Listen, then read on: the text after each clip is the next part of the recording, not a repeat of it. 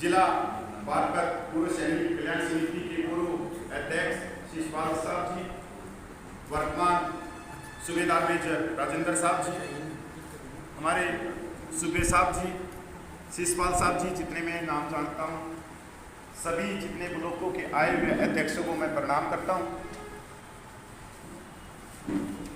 क्योंकि जब हमारे माननीयों को हमारी परेशानियों का पता लगेगा तभी ये ऊपर जाएगी।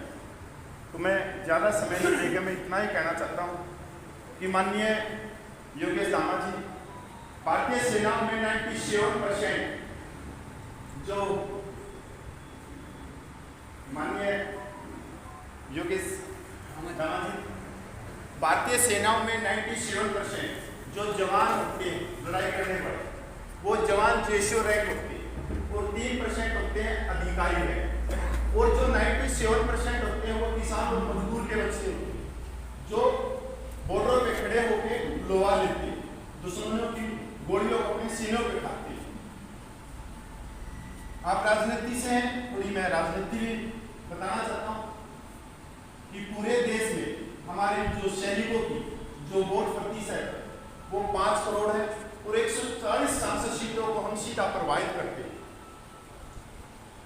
जब माननीय नरेंद्र मोदी जी जब गुजरात के मुख्यमंत्री थे और रेवाड़ी 15 सितंबर 2013 को एक रैली हुई, उसके अंदर पूरे देश से 6 लाख के करीब पूर्व सैनिक आए और उस समय माननीय मुख्यमंत्री को माननीय प्रधानमंत्री जो घोषित किया गया वो पूरे सैनिकों की महासभा पंचायत उस रैली के अंदर, ये हमारी शक्ति है।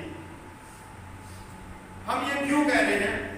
हम इसलिए कह रहे हैं कि आज तक 75 सालों में जो हमारे साथ एक जो किया गया है भेदभाव या दोहरी दर्जे का भेदभाव, वो एक सरकार से नहीं हुआ, ये 75 सालों की सरकारों के द्वारा, और उसमें कहीं ना कहीं हम कसूरवार हम ही हैं। क्योंकि जिस तरह से आज स्टेज लगी हुई है, तो ये स्टेज लगती थी पहले, इसमें बैठते थे रिटायर्ड जनरल कर्नल सब जो आईपीएस और आईएएस स्टेटस के होते हैं, और हम चतुर्थ श्रेणी के होते हैं, थर्ड श्रेणी के हम कर्मचारी होते हैं सेना। हम बात करें रेवाड़ी रैली की, तो उसी समय हमारे जो स्टेज पे थे वो सारे जनरल और कर्नल। उस समय वन रैंक वन पेंशन का बहुत बड़ा मुद्दा, इसमें मैं कोई दो राय नहीं रखता कि मैं भारत सरकार का धन्यवाद करता हूँ कि उन्होंने वन रैंक वन पेंशन दी, और पहले वन रैंक वन पेंशन में 42,700 करोड़ रुपया, पर सरकार ने जब बात करने गए बंद कमरों में तो वो हमारे रिटायर्ड कर्नल जनरल गए। सरकार ने सिर्फ ये नहीं देखा कि कोशियारी कमेटी ये कहती है कि वन रैंक वन पेंशन जो कम उम्र में रिटायरमेंट आए हैं उनके लिए हमारी सेना को नौजवान रखने के लिए 35 से 45 के बीच में रिटायरमेंट कर दिया, और उनके बच्चे बहुत छोटे होते हैं, दूसरी या तीसरी क्लास में पढ़ते हैं। तो भारत सरकार ने सिर्फ ये नहीं देखा कि ये वन रैंक वन पेंशन उनके उसमें जाता है। वन रैंक वन पेंशन में से 42,700 करोड़ में से हमारे सिपाही से ऑनरेडी कैप्टन तक 2% से 8% मिला। दामा साहब जी, 2% से 8% मिला। 42,700 करोड़ रुपए से जिस सेना के हम 97% बाहर, वहीं पर जो सेना के अधिकारी उनको मिला 28% से 32%, जबकि वन रैंक वन पेंशन के लिए नहीं। कोशियारी कमेटी आगे कहती है कि पैरामिलिट्री को हम इसलिए नहीं दे सकते वन रैंक वन पेंशन की वो 60 साल तक नौकरी करते, तो हमारे सेना के अधिकारी भी 60 साल तक नौकरी करते। इसमें हमारे को कोई दो राय नहीं, हमारे परिवार से हमारे भाई आपने दिया अच्छी बात, पर आपने कहीं ना कहीं जवानों का पेट काटा। सेकंड रिवीजन 20 जनवरी को रिलीज करी भारत सरकार ने, 23,000 करोड़ की घोषणा करी, बढ़कर वो 28,000 करोड़। दामाजी, आपको आश्चर्य होगा कि 28,000 करोड़ रुपये में से हमारे को क्या मिला। माननीय प्रधानमंत्री जी ने फरीदाबाद में मेट्रो का उद्घाटन करते हुए कहा था 2015 में, जो छोटे रैंक के सैनिक के जवान थे जो कंधों के ऊपर बंदूक रख के गोला बारूद अपनी कमर पे बांध के जो पहाड़ियों में चढ़कर दुश्मन से जो लोहा लेते, उनको सबको वन रैंक वन पेंशन मिली। 20 जनवरी के बाद में छोटे रैंक के जो प्रीमेच्योर रिटायरमेंट है वो सारे बाहर कर दिए। जो जेसीओ रैंक है, जो सेना की रीढ़ की हड्डी है, उनको 1 रुपये की भी बढ़ोतरी नहीं है। सारे जो जेसीओ बैठे हैं अपने साथ में बैठे हैं ऑलरेडी, वो बिल्कुल बाहर कर दिए। सिर्फ सिपाही से होलदार तक 2380 रुपये की बढ़ोतरी है। हमारी जो वीर नारियां जिनका स्वाब इस देश में कुर्बान हुआ है, उनको 1 रुपये की बढ़ोतरी। वहीं पर जो सैनिक विधवाएं 7.5 लाख पूरे देश में, उनको 700 रुपये की बढ़ोतरी। दूसरी तरफ आप देखो 5 लाख का एरिया गया, 5 लाख का एरिया और लाखों की बढ़ोतरी होगी। इसका एक छोटा सा उदाहरण, 2006 में एक जवान की विधवा की जो पेंशन थी वो 3500 रुपये थी और एक डीएस कर्नल की जो ऑफिसर रैंक में होता उसकी विधवा की 5880 रुपये थी। 2023 में बढ़ते बढ़ते, इसमें पिछली सरकार भी थी, वर्तमान सरकार भी, 3500 रुपये से आज हमारी जो सैनिक विधवाएं हैं वो 11,500 रुपये लेगी। और दूसरी तरफ जो इसकी 5880 रुपये थी वो बढ़कर 74,000 रुपये होगी प्लस।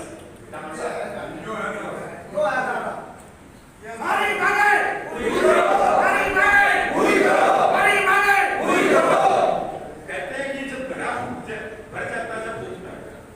हमने राजनीतिक में हमारी जो भी संख्या बना पूरे देश में, उत्तर पश्चिम में, हरियाणा में, उत्तराखंड में, हिमाचल में, पंजाब में, राजस्थान में, ये सीधा प्रभावित कर। अगर इतनी टीम किसी को भी मिल जाए वो कहीं भी खड़ा हो सकता है, वो दुश्मन के भी छक्के छुड़ा सकता है। अगर राजनीतिक पार्टी को भी मिल जाए और सैनिक एक ऐसा है, मान लीजिए कि वो कभी किसी से खाना नहीं मांगता, अपने आप जाता है। उस लोग अगर आपने कुछ किया तो मैं यकीन दिलाता हूँ कि ये सैनिक आपसे 10 कदम आगे मिलेंगे हर एक गाँव। ये दामा साहब ये है और हो सकता है कि आने वाले समय में हम आपको माननीय सांसद से भी ऊपर लेके जाए। दूसरी चीज, ये 1 रैंक 1 पेंशन जो थी हमारी, आज हमारा आंदोलन 70वें दिन में प्रवेश कर गया और 70 दिन से ये जंतर मंतर पे चल रहा है। कश्मीर से लेकर अंडमान निकोबार तक, मणिपुर से लेकर जैसलमेर तक वहां टीमें उतर रही और इसकी शुरुआत भी बागपत जिले से हुई, कर्मभूमि भी यही और हर 15 दिन के लिए स्टेट मांग कर रही। वहां पे जो हमारे को परमिशन मिल रही, हमारे धरने में अभी कुछ राजनीतिक जैसे व्यक्ति आने के लिए सब भड़बड़ा रहे। सबसे पहले हरियाणा के पूर्व मुख्यमंत्री बाबू जी, जिनको हमने बड़े ऐतिहासिक सम्मान के साथ में मंच और माइक नहीं दिया, उनसे दूर रखा।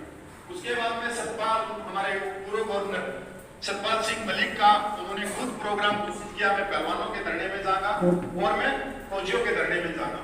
हमने पूरी रात लगाई उनको रोकने के लिए। फिर सुबह हमने उनसे बात करी, मैंने बात करी कि मैं आपका बहुत ज्यादा सम्मान करते हैं, पर हम इतना सम्मान नहीं दे सकते क्योंकि आप सीधे राजनीतिक में हमारे को लेके आओ। हम उसके बाद में कल प्रियंका गांधी गई थी, जो हमारे टेंट के आगे खड़ी होगी, वहीं पे खड़ी, जो आप देख रहे होंगे, जो गोपाल कृष्णा और जम्मू शहर में उनको हाथ जोड़ रही कि मैडम हम नहीं दी। तो हमारे को कोई ये भी नहीं कह सकता कि हम टूल किट नहीं है। ये हमारा जो होया है साहब कि हमारी जो सैनिक माता बहनें हैं वो सिर्फ 11,500 रुपये में गुजारा करते हैं। दूसरी बात, माननीय दामा साहब जी, जो बॉर्डर के ऊपर जो जवान घायल होता है, दुश्मन की गोलियां अपने सीने पे लेता है, जिसकी आंख नहीं है, हाथ नहीं है, पैर नहीं है, उनको पर मंथ जो डिसेबिलिटी पेंशन मिलती है वो 18,000 रुपये। और वहीं पर कोई सेना का अधिकारी अगर बाथरूम में भी फिसल गया तो उसको पर मंथ 2,52,000 रुपये पेंशन मिलती है। जबकि आपको और मेरा शरीर परमात्मा ने दिया, आपको भी आपने दिया, मेरे को भी आपने दिया, शरीर में कोई फर्क नहीं होना चाहिए। ये आर्टिकल 14 का सीधा उल्लंघन है, जो समानता का अधिकार है। अगर नॉर्मल पेंशन की भी बात करें तो 9,000 रुपये मिलती है जो हमारे जवान, और वहीं पर जो ऑफिसर है उनको मिलती है 74,000 प्लस की।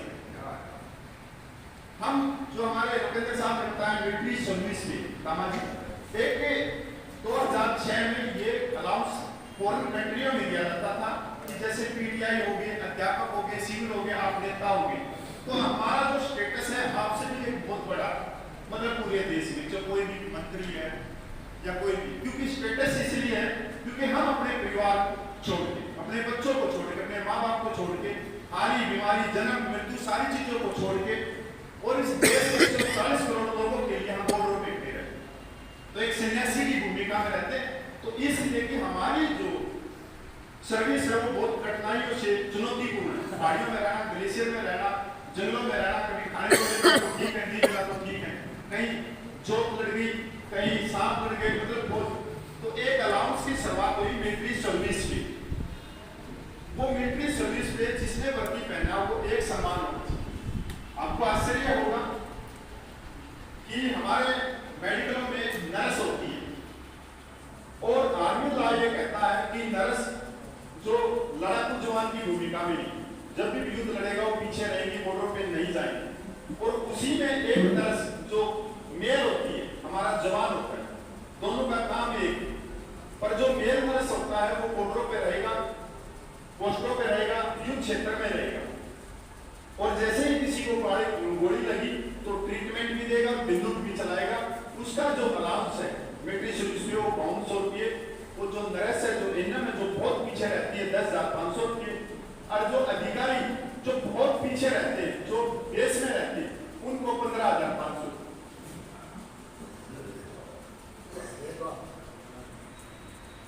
हमारे इसके अलावा आप देखोगे सीएचडी, आप लोगों ने पता कि सीएचडी भी है। हमारे बहुत सारे बुजुर्ग हैं, हम आके नौकरी नाकरी कर लेते हैं 35 साल की उम्र में, तो कोई गाड़ी ले ली हमने, वो गाड़ी डेली अप डाउन करती रही, चलती रही, तो हमारे को जिंदगी में सिर्फ सीएचडी से एक ही गाड़ी मिलेगी। अगर अधिकारी है तो वो हर 8 साल में गाड़ी ले सकता है, 90 साल के बाद में भी गाड़ी ले सकता है। अगर उसका हाथ हिल रहा है तब भी वो गाड़ी ले सकता है, पर हम दूसरी गाड़ी नहीं ले सकते। जबकि सरकार सब्सिडी किसको देती है? जो गरीब, जिसकी आमदनी कम। पर हमारे यहाँ पे क्या है, 75 सालों में सब्सिडी उसको दे रहती है जिसकी पेंशन लाखों है, कि हम एक तरह की गाड़ी ले सकते हैं, जबकि 6 मीटर कपड़ा हमने पहना, 6 मीटर जनरल ने पहना, और हम गाड़ी एक नहीं ले सकते। ईसीएचएस है, उनके अंदर बहुत ज्यादा भेदभाव है कि हमारे मेडिकल जो हम पेंशन लेते हैं आज भी, उसमें से हमारा 1000 रुपया कटता है पर मंथ, और 1000 रुपया कटता है जनरल। हमारे को जो ईसीएचएस के जो मैनर हॉस्पिटल है उसमें हमारे को जनरल वार्ड मिलता है, और 1000 रुपया जनरल देने के बाद में उसको मैदानता के अंदर, गुड़गांव के अंदर वीआईपी रूप मिलता है, जबकि 1000 रुपया हम दे रहे हैं, 1000 रुपया।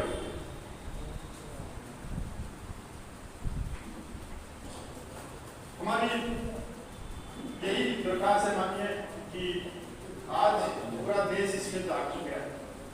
3 अप्रैल को पूरा देश सड़कों पे था, और आज भी पूरा देश सड़कों पे। आप लोगों ने देखा उत्तर प्रदेश में ऐसा कोई डिस्ट्रिक्ट नहीं था जहाँ ट्रैक्टर की रैली नहीं निकाली गई 3 अप्रैल को, बहुत बड़ी संख्या में, और आज भी पूरा देश में मांग पत्र दिए जाते हैं। हम किसी टूल किट के हिस्से में, हमारी सीधी सी मांग है कि 3 माननीय सुप्रीम कोर्ट के रिटायर्ड जजों की कमेटी बना दी जाए, और वो रिटायर्ड जजों की कमेटी पूरे देश की राजधानियों में बैठे 1-2 दिन, जो हमारे संस्थाएं हैं पूरे देश में जिले वाइज जैसे हमारी बात करती है, वो अपनी मांगों को लेकर